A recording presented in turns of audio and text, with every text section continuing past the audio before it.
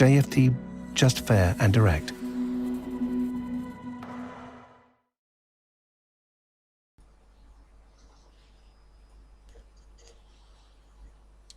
Okay, hello and good morning everyone. Welcome to JFD Traders Espresso with me, Darius Anucauskas. Today is the 18th of June 2020, so welcome everyone.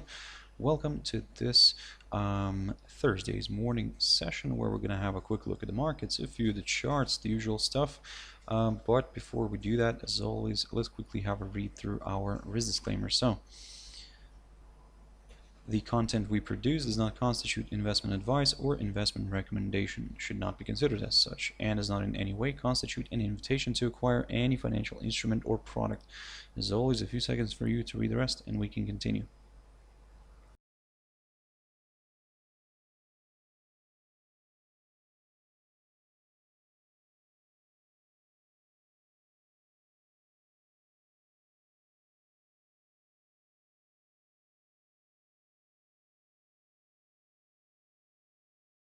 Okay, so now then, also just before we jump into the charts, quick mentioning of our JFD YouTube channel, to which you can always subscribe to in order not to miss any of our upcoming videos, and of course our JFD Bank website, and specifically our JFD research page, which we also update on a daily basis. So yep, feel free to visit us here on jfdbank.com and click on the research tab right there on the top. Let's quickly have a look at what's happening here globally in terms of the coronavirus. Now, as you can see, as it gets uploaded, yep, there we go. One moment. Right, okay. So hopefully this can load up quicker. In any way, until we have this picture ready, basically the situation, of course, is still not ideal, because yesterday we almost had another, well, not almost, but we had another kind of sharp spike in the amount of infected. But yep, basically the figure continues to rise, unfortunately, and everything's kind of the same, is moving in the same pace, unfortunately. So yeah, guys, for now, like I said, keep your eyes on this figure. I mean, it will be quite interesting to see if we'll reach the 8.5 million by the end of this week. Most likely we will, and probably 9 million will be hitting next week, unfortunately, again as well. So yeah, let's keep an eye on this one. Now then, jumping off into a few indices here. Jumping into a few indices here, looking at the first one here, the Nikkei 225. Yesterday, or should I say today, the index closed slightly in the red, however kind of remained above both of these upside support lines, and one is taken from the low the 3rd of April and the other one is taken from the low of the 19th of March. So basically both of these remain still kind of remain intact in a way, I would say, because despite, let's say, having this Monday's drop.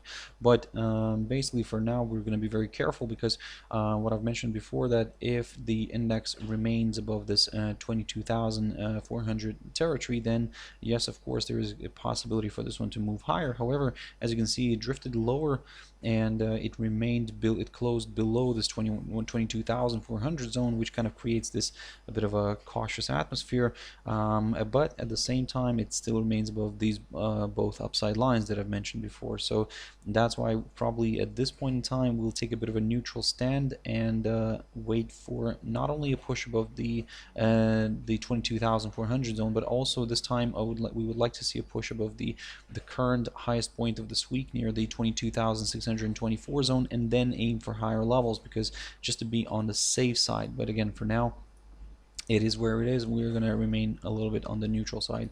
Now the German DAX here, with the German index, it has moved a little bit higher. It managed to close a little bit in the positive territory. However, looking at the cash index right now, let me just quickly open up that one. Looking at the cash index, we can see that the index is sliding a little bit. So basically it's currently not far from this 12,273 territory that I mentioned before. That's, by the way, the highest point of March. So we're not far from this area again. Let's see how all this is going to play out. But again, as I've mentioned to you in the how I was mentioning throughout this whole week, basically, that be very careful, because let's see if the index will repeat the same scenario as it did last week, basically, where it rose in the first half of the week, however, then started selling off in the second. So, but again, it's still just an idea. Today, the way you could play this one out is, for example, if we see a drop below the low of the 16th of June here near the 12,139 zone. If we do see a drop below this area, then yep, we could go for a bit of a maybe a larger correction to the downside. Initially, we'll target the 200-day EMA, and then of course maybe this upside support line taken from the low of the 19th of March. But again, we would need to see a nice good drop below the 12,139 zone, which is the low of the 16th of June. In terms of the upside, well, of course, if the index continues to balance above this 12,273 territory, then, well, maybe not all is lost here for the bulls, and maybe we could see this one kind of pushing higher. However, to be a little bit on the safe side, now previously I looked at this level here, we can probably for now ignore it, because what we're going to do here is we're going to recycle this line, and we're going to use it here, and look at this 12,445 zone, roughly around there. A nice good pop above that would confirm a forthcoming higher high, and yep, more buyers could be joining in here. So that's why, to be on a safe side, you could keep your eyes on the 12,445 territory, and then after a break of that, and then aim higher. Until then, probably will be a little bit more careful. The FTSE 100. Now, here the situation is a little bit more positive, I would say. However, yep, the index managed to kind of stay above the 6,231 zone yesterday. However, it kind of managed to stay just kind of bang on that line, and that's the high of the 10th of March. So it failed at the same time. It failed to move above its 100 EMA here on the daily chart. So so yep, that kind of raises a bit of concerns. However, probably what we can do right now is, and the way we could look at this one, let's say for today or even tomorrow, depending on, of course, on the trading activity, if we see the index kind of pushing above the yesterday's high, which is roughly around the 6,310 zone, then this would confirm a forthcoming higher high, and yep, maybe we could aim for these levels here. The current highest point of June, which is roughly around 6,512 zone, or slightly above that. We do have the 6,536 zone, which marks the lowest point of 2018. So yep, something to keep an eye on. But again, like I said, in order to aim for higher levels, let's say today or tomorrow, we would prefer to wait for a push above yesterday's high and then kind of target the upside. In terms of the downside, we'll still remain with the same level, the 6,962-61 zone, roughly around there, and we need to see a break of that in order to aim for lower levels.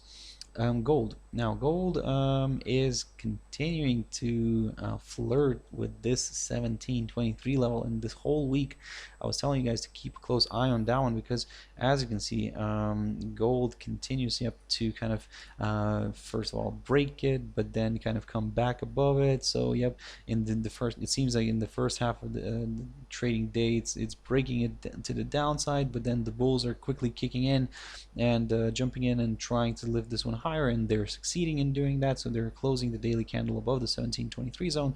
However, yes, of course, this kind of creates a potentially positive atmosphere here, but still, to be a little bit more on the safe side, we would like to wait for a push above the 1748 zone and then aim for higher levels, because again, for now, For now, like I said, it's a little bit of a tricky one here.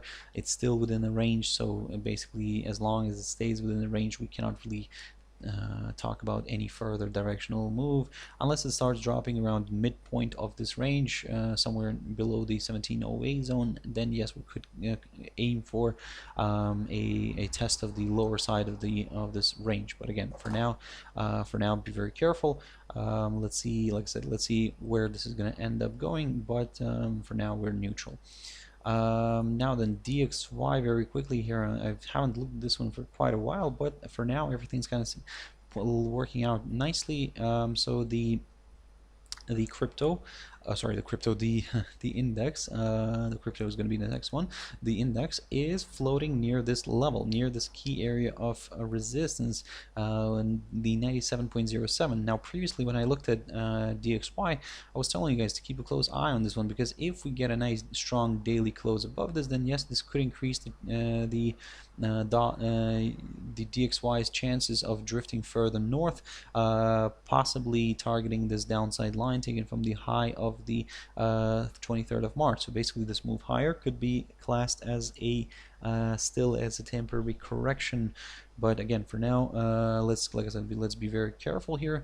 You can see that this whole week the index is trying to overcome this barrier, and it does overcome it, but it fails to stay above it. So that's why I would like to wait for this one to kind of close at least the daily candle nicely above this 97.07 level, and then aim for higher levels. In terms of the downside, you could keep an eye on the current lowest point of this week, near the 96.43, and a break below this could open the door towards lower areas.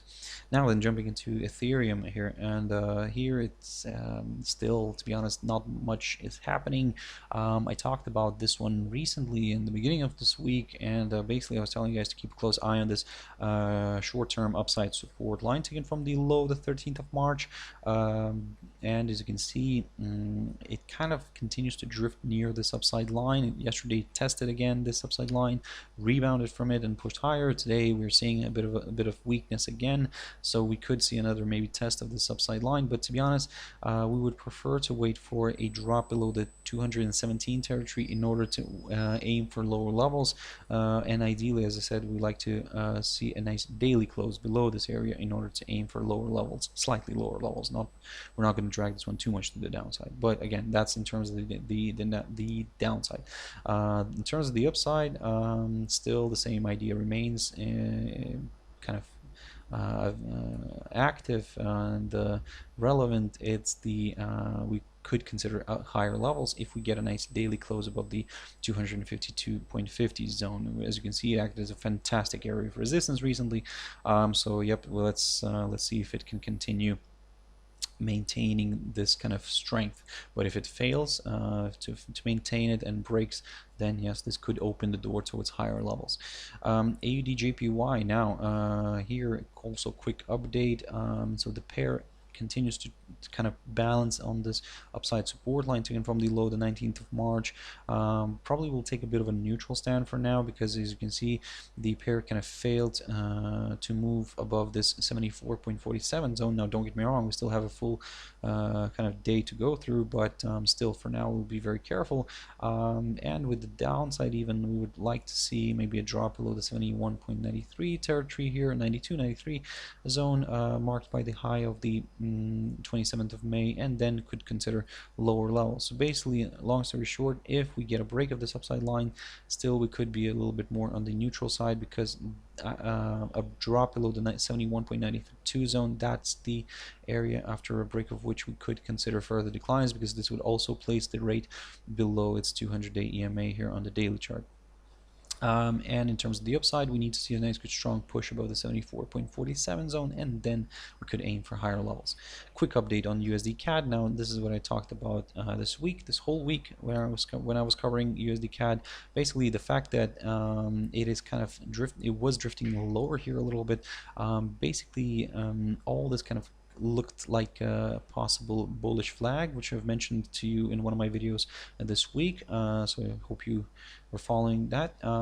but basically what I was saying, also saying that if we get a drop below this little area, the 1.3488, then yes, lower levels could be met. However, you can see it's kind of starting curving up again, and yep, this could potentially kind of confirm that bullish flag idea. However, in order to be a little bit on the safe side, we would like to prefer, or would prefer to wait for a push above the 1.3666 level here, and that's marked by the high of last week, and then aim for higher levels. We did have an attempt this week to kind of overcome it, and yes, it did overcome it, but it, as you can see, it really failed to kind of stay above it. So that's why we would like to see a nice good strong move above the 1.3666 zone, and then we could go for a larger correction, because let's not forget that we're still below this downside line taken from the high of the 31st of March. So any move higher here up until this line could still be seen, could still be classed as a temporary correction before another leg of selling. Quick update on NZD CAD. Now, I talked about this pair this week as well, and I was telling you guys to keep your eyes on this barrier here, the 0.88 zone, and as you can see, the pair right now is kind of, it did have an attempt to kind of overcome it on the 16th of June. However, it failed to do so and drifted back down, but remained above this other level that I talked about, the 0.8722, sorry, the 0.8712 zone, and as you can see, it kind of, this area kind of still is acting as a nice area of support. But if that gets broken, then yep, the pair could go for a larger correction to the downside towards this upside support line taken from the low, the 19th of March. But in a way, for now, we're kind of still leaning a little bit more towards the idea of a possible move higher here. But for those who are more on the cautious side, wait for a push above the 0.88 zone, because a break above this would confirm a forthcoming higher high. GBP/NZD. Now this leads us into this pair. This is quite a tricky one, and let me just probably start this one fresh, and let me remove all the lines. Now, here, looking at this daily chart, of course you can see that the pair is within a downtrend, and it's currently kind of trading below this downside line. For example, one of the downside lines, because we could get a flatter one here a little bit, taken maybe somewhere from the 16th of April, but this one's drawn from the high of the 15th of May. And yes, in a way, as long as that downside line remains intact, the idea, the main scenario is still to the downside. However, as you can see that from around the beginning of June, the pair is struggling with this little level right here near the 1.9375 zone, roughly around there. So it's struggling with that area and struggling to drop below it. Now, for now, we will be very careful. Of course, some might say that this could be maybe a nice descending triangle, which according to all the TA rules tends to break to the downside. But again, until we get that break, until we get a drop below the 1.9375 zone, we are not really doing anything here, and we're going to just continue observing this one. Yes, we may stay a bit, maybe somewhat cautious, somewhat bearish, but just for that extra confirmation, we would still need to see a nice good daily close below, because again, we don't want to get any false breakouts here, and yep, that's why we prefer to see the daily candle staying below this level before kind of considering further declines. In terms of the upside, you could wait for a violation of this downside line, and then maybe a push above this the high of the 12th of June, which is roughly around the 1.9638 zone, and then target higher levels. Until then, well, I mean, we're probably gonna just observe the price action here. GBP USD, very quickly, I talked about this one yesterday, and was telling you guys to keep a close eye on this upside support line taken from the low of the 20th of March. So in a way, what I was saying also, that in a way we could see a bit of a correction here lower, but if this upside line does provide support, then yes, a nice reversal here could be possible. But for those who are more on the cautious side, you could wait for a push above the 1.2726 zone, which is the lowest point of February, and then aim for higher levels just to be on the safe side. But as I said, for those who are more, let's say, risky, keep your eyes on this upside line. If it continues to provide support, then maybe we could see this one reversing higher. However, of course, the upside scenario here wouldn't really go well with the idea that I mentioned earlier on the DXY, where the DXY is kind of expected maybe to go higher. So that's why I'm saying be very careful for now with GBP USD, and if it manages to break this upside line and yep, drops below the 1.2363 zone, now this is where it could turn out to be a little bit ugly for this pair, and we could see this one sliding further south. But again, for now, it is where it is. We're probably going to remain neutral on this one for now, although it's still trading above this upside support line. But given the circumstances, yep, like I said, we will wait for that confirmation break. And finally, Euro USD. So this one continues to flirt with this 1.1237 zone. I kept talking about this area this whole week, and basically the rate is still balancing above it, although yesterday we had another drop below this, another slide, but as you can see, it's still kind of closed the daily candle above this level, above this 1.1237. So for now we're waiting. We're gonna keep an eye on this area still, so if we do get eventually a nice daily close below this, then yep, further declines could be possible towards the 1.1147 or even below that. In terms of the upside, we're going to take a very conservative approach and wait for a push above the 1.1384 zone, ideally a daily close, and then target higher levels. Now then, so yep, that's it from me, guys. Just to also mention that keep your eyes on today's in data. We do have quite an eventful day. In a few minutes we do have the well, not a few minutes, but shortly we'll be having the interest rate decision from the Swiss National Bank. So yep, most likely there nothing's going to change in there. The same minus 0.75% might come out, but again, let's keep an eye on that one. Then of course we do have the BOE today, so also deciding on its interest rate, so that's going to be probably no fireworks there as well. And later on we'll have the Canadian ADP employment change figures together with the US initial jobless claims, together with the continuing jobless claims. Now, of course, the initial jobless claims are currently expected to have improved again. So let's see. Last time they did improve. So yep, let's see if something like this happens again. However, the continuing jobless claims, now this is where the little problem persists, and the figure is, yes, still is expected to have gone down. However, it's still, to be honest, on the high side. So yep, we'll keep an eye on that one as well. So basically a bunch of data is coming out today, so keep your eyes on that one. Keep your eyes on the economic calendar, and yeah, guys, I hope you'll have a fantastic trading day. I'll see you later in my traders tea time around 13:15 GMT. But for now, guys, I hope you have a wonderful, like I said, wonderful trading day. And thank you very much for joining in. I really appreciate your time, and have a wonderful day once again. Thank you very much, and bye-bye.